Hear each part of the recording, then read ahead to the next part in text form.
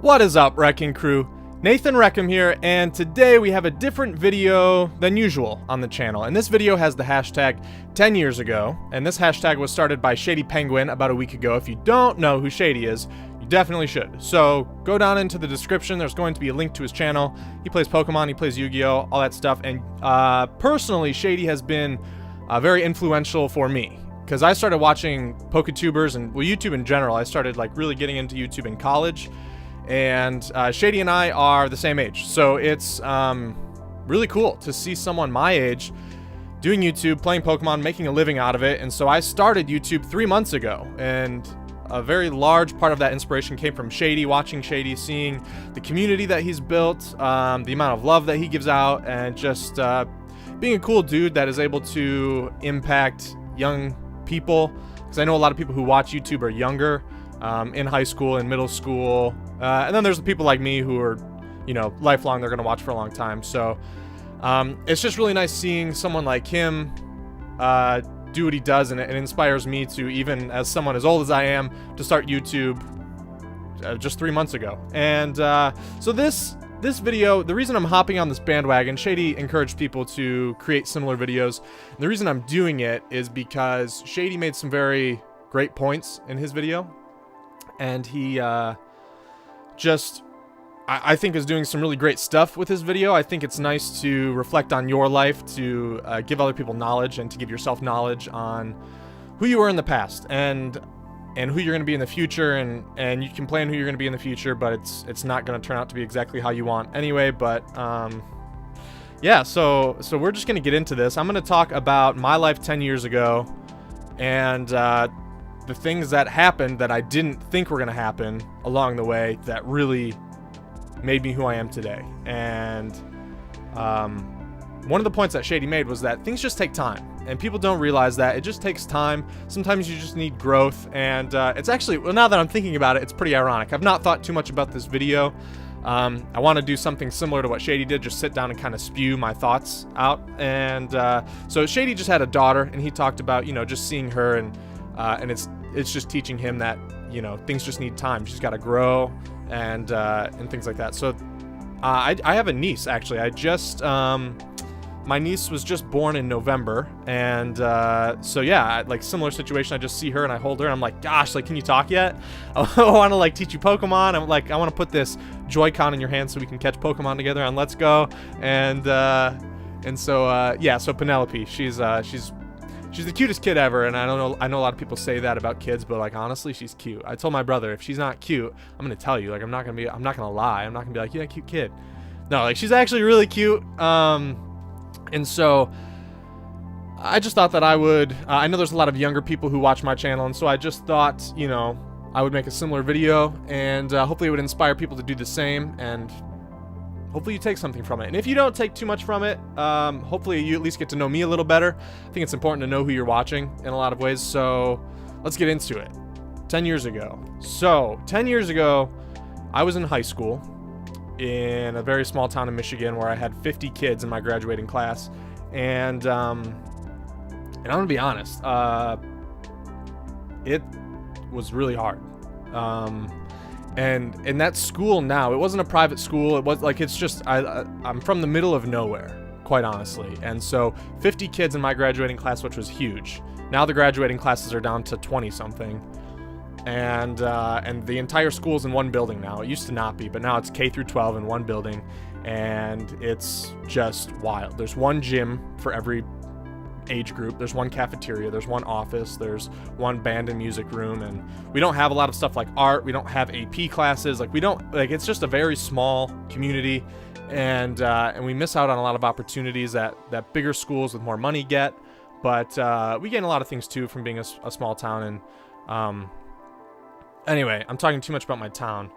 Me 10 years ago, I hated school, and I was good at school. I just socially, I was going through some stuff, dealing with some like depression stuff, and it just wasn't good. I was in a place where I didn't feel like I could be fully who I wanted to be. I mean, it's a very small country town with you know, predominantly white Christian people who just kind of live their life and they just let stuff go by, and they kind of just are, I guess complacency is the word I would use to describe a lot of people in my hometown. There's not a lot of opportunities unless you make your own, and a lot of people don't make their own. They kind of just, you can work at the grocery store, because we only have one, the grocery store. You can work at the gas station. You can work at a family-owned restaurant. We don't even have McDonald's. We don't have a movie theater. Like, we don't have anything. We have one stoplight, and it's crazy. But and I think people fall into the trap of, like me 10 years ago, you fall into the trap of, you see the professions around you and you kind of pick from those things. And so being in this town, you see teachers, you see police officers, you see people who own their own business, like a restaurant or an excavating business. And those things are like the big things in town. Those are the things that people, the people who do those things, they are successful in this town because it's a cheap place to live. It's, because it's such a low income area. And so you see those things and you see that as success. And so people say they want to be a teacher or they want to be a police officer, which is cool. Those are great professions. I'm actually a substitute teacher right now. That's what I do currently. But so I graduated high school. This is a little less than 10 years ago, but 10 years ago, so I hated high school. I just persevered. If you're going through a tough time, no matter if it's school or if it's anything else, if you're going through a tough time, just try to muster up the strength to get through and persevere whatever you're going through and face it head on. And I don't think, ignoring your problems isn't going to make anything better, but crying over it is not going to make anything better either. You're allowed to feel how you feel. If you feel sad and you feel like a good cry is going to help you, then go for it. That's great. But, if you can gather the strength to face something head on, I promise you will come out the other side stronger, because there were so many times that I wanted to switch schools. I wanted to move. I was so unhappy in school, and I ended up just saying, you've got like a year left of high school. Just keep your head down, push through, and you can go to wherever you want to go to college. You can go to a big college. And I did. I went to a very big college, very large college. And I went in without a major. I had no idea what I wanted to do. But I took Theater 101, Acting 1, as an elective in my spring semester, my first year, and I fell in love with it. I also fell in love with Visions of the Universe. ISP 205 was the class number, but it was an astronomy class. I fell in love with that. I'd never done anything with astronomy. I never really had done anything with theater except some community theater stuff, like 30 miles away from my hometown, and I fell in love with both, and I ended up having to choose between something that's more practical or something that feeds my soul. And I ended up choosing advertising because I was like, oh, it sounds interesting. I've got a friend who does it. And that's the worst excuse ever. If you say it sounds interesting and I have a friend who does it, don't do it, because that is not passion. That does not feed your soul. I did that for a semester. I took microeconomics and I was like, shoot. And I hated going to that class. It was an 8 a.m. class, which is the earliest our classes were at this school. And you have later classes, and I mean, you've got a life and you've got all this stuff going on in college. So it's tougher to wake up at 8 in college because you don't have to for other classes. And so that hurt my GPA a lot. And I ended up feeling like, you know what, like, why am I doing this? Why am I killing myself to major in something that I don't like or get or care about? And so I ended up calling my Theater 1 professor that next summer, and I was just like, I don't know what to do. Like I kind of want to do theater, but I'm not sure. And after that conversation, I decided I'm gonna major in theater. And so, like, what a crazy thing for a small town kid to do. And I felt inadequate. I hadn't had theater experience. I didn't know what I was doing, and so I just jumped into the theater program, started studying theater, and I was really, really, really bad. I was so bad at first, and it took until I was a senior to like really, really feel like I belonged and like I made the right choice. And it wasn't until there was one class, actually, I can tell you the moment. I can tell you the exact moment when I knew I was doing what I needed to be doing. I was a senior, and I had this professor. His name's Rob. We'll just call him Rob. And Rob was like the guy in the department. He was the head acting professor, and he was the guy who, if you could impress him, then like you've made it. And he wasn't gonna hold back. He wasn't gonna pull any punches. And so if you needed a reality check, he would give it to you. And so we had it was acting 3 drama, and we had different scenes, and there were like groups. So there would be like 2, like you'd have a scene partner and you'd have a scene, and there'd be 2 other groups in your class that had that same scene. And so there was a total of like 4 different scenes, 3 groups of 2 with each scene. And my scene partner, Katie, and I love Katie, she's great. We had a scene from The Seagull, and in this scene, and I was not prepared at all. We were working this in class one day. We came in with our groups, and it was just our 3 groups in that scene. We would work for a shorter chunk of time, then we'd leave early. A new group would come in, they'd work on their scenes. And so we came in. I wasn't prepared at all. I was in a show at that time, and so it was, I had class from 9 to 5, and then rehearsal from 6 to 10, Monday through Friday, and then like noon to 4 on Saturday and Sunday rehearsal.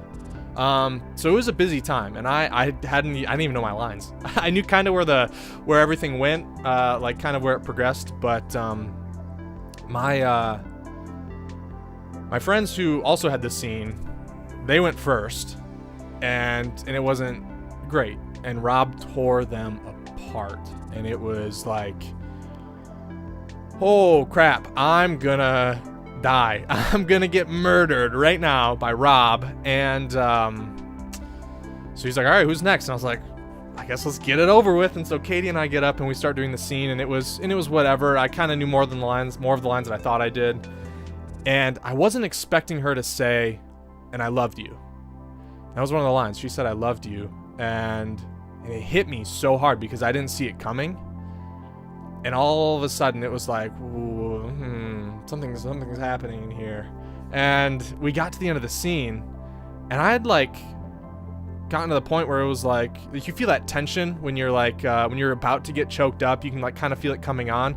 I kind of got to that point, and they asked, Katie, how'd you feel? And she talked, and Nathan, how'd you feel? And I opened my mouth, and I couldn't talk. Like that tension from just like getting choked up, it had taken over, and I was like, wait, what? Like, no, like I'm good, I'm okay. I just can't talk. Why can't I? It's so weird. And so Rob said, like, go to the top of the scene right now. And he started like yelling at us. He's like, go right now, get in the scene. And so I'm like, okay, we gotta do the scene. Like I'm feeling something, and we gotta go with it. So I sit down at my desk and I start writing, and she like starts knocking on the door, and before I even see her, I start weeping. And it was just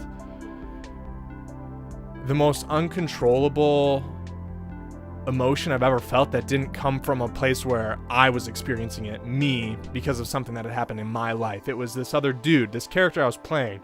Something happened in his life, and it just made me overwhelmed. It just took me over. And so I went and saw Katie and let her in the house, and it was just like, we carried out the scene, and there was like, and Katie, God bless Katie, she I was crying and getting snot everywhere, and she just did not care, and she was crying too. And it was just, so instead of like all the blocking we had done, we literally just sat on this couch and we just cried, and we just went through our lines as closely as we could remember them, which the lines didn't even matter at that point. We were just weeping. And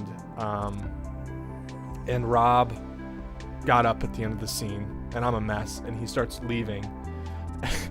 And I remember so vividly, I was, are you getting tissues? And he goes, yup. And I said, can you bring me some? Yup. And so he's getting choked up, so he's going to get to the bathroom to get tissues, and he comes back and he's crying. And I was like, holy crap, I made this guy cry. And I made it. And the rest of that day, it was like I was on edge. Like I saw a bus drive by, and I was like, it's a bus. And I would get so choked up and like cry over the dumbest things. Like it was crazy. And after that moment, Rob was just like, hey, like, I'm really proud of you. Like, that was amazing. And that was the moment I knew that that's what I needed to be doing. And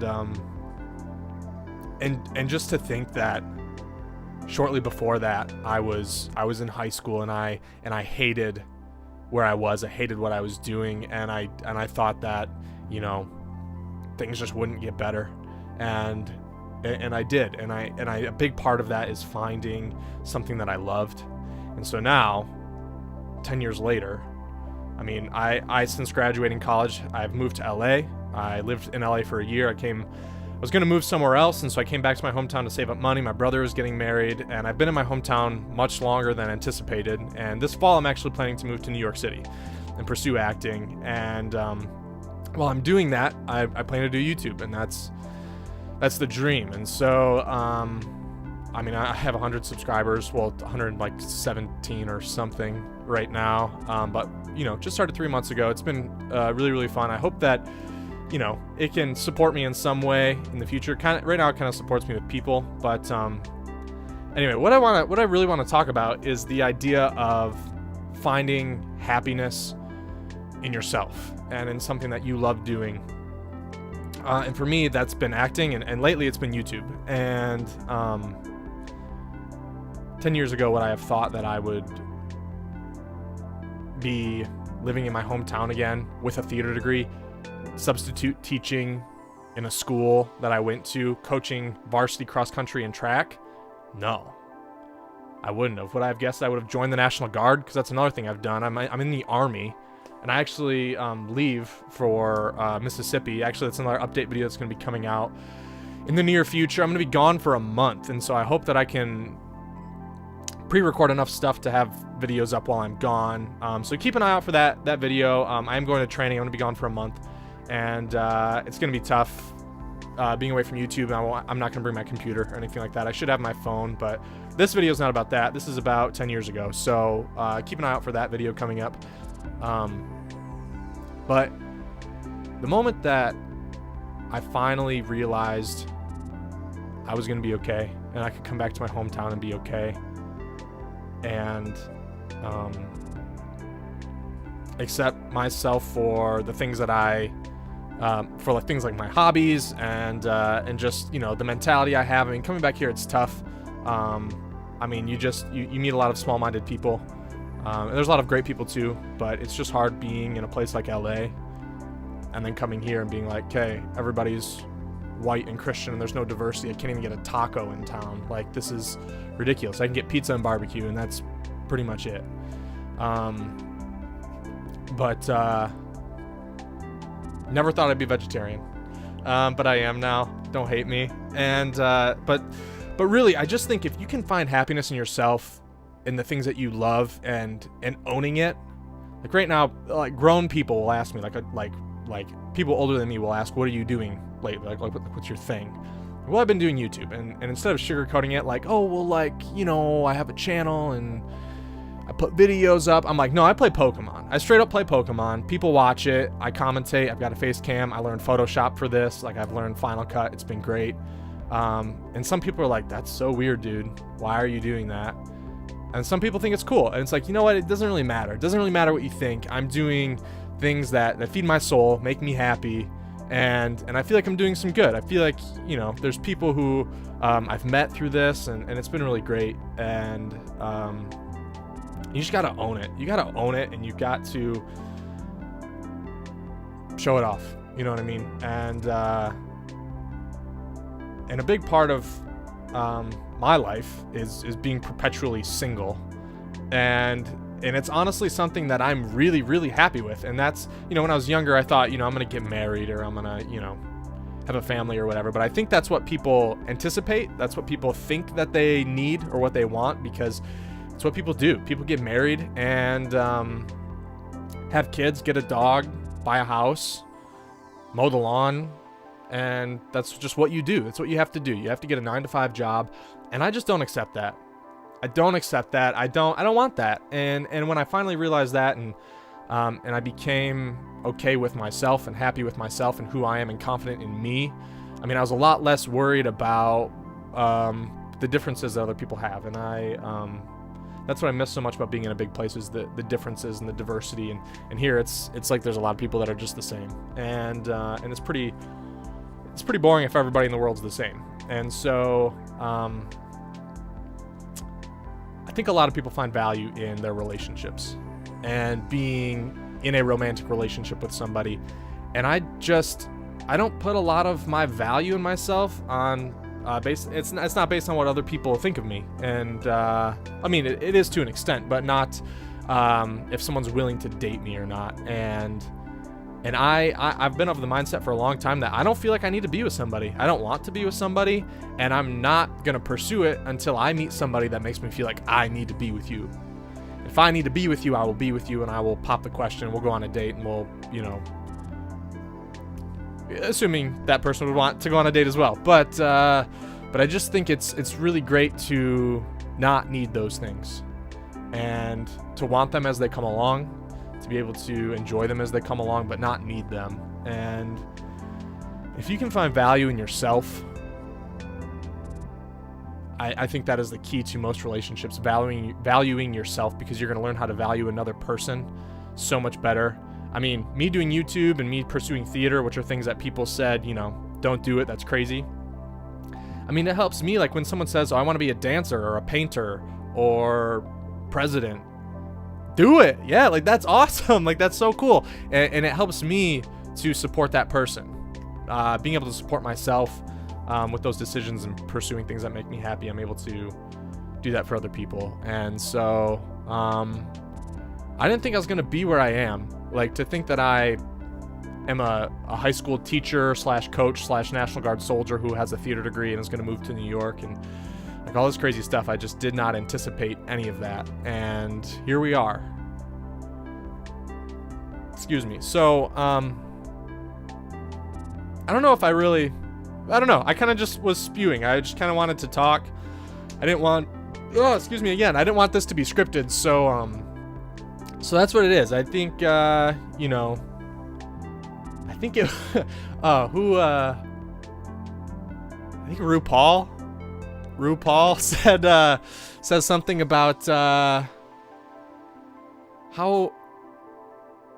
are you going to love somebody else if you can't even love yourself, or something like that. And I think that's so true. I think that's so important. And I think that you should love yourself. And sometimes it's hard. I've been through times in my life where I didn't love myself, and you just persevere, you get stronger, and you meet people who you didn't know existed. You know, 10 years ago, there's so many people in my life, the most important people in my life right now, who I didn't even know 10 years ago. And you don't even, like, that excites me. Like, who am I going to meet next year or the year after that I don't even know exists yet? And how are they going to change my life? How are they going to make me happier? How are they going to make me stronger? All those things. And I think it's just something to look forward to. That's what I always like to look forward to when I'm feeling down, is like, you don't even know what's in store, dude. Like, you don't even know where you're going to be in 2 years, and you don't know who's going to be in your life, and it could be someone amazing who you don't even know yet. So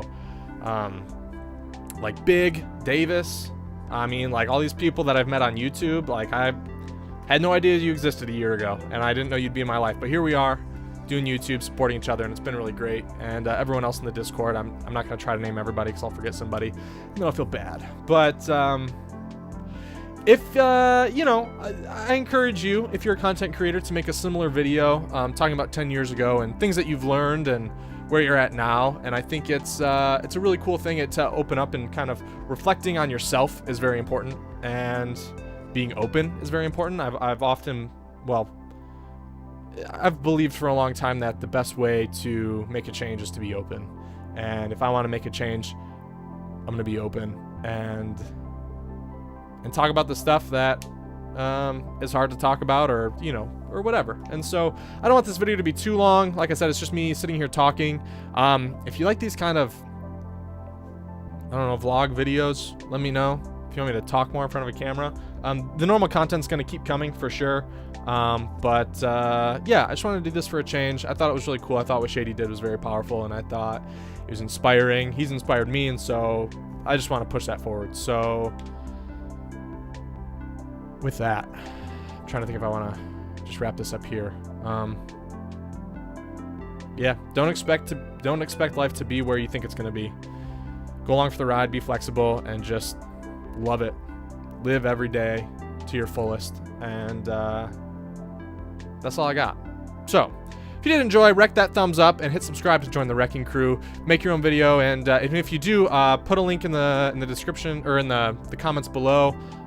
Promote your video. I don't care. I want to see it. If you're gonna do something like this, I want to see it. I'm curious to get to know people, and I think that'd be cool.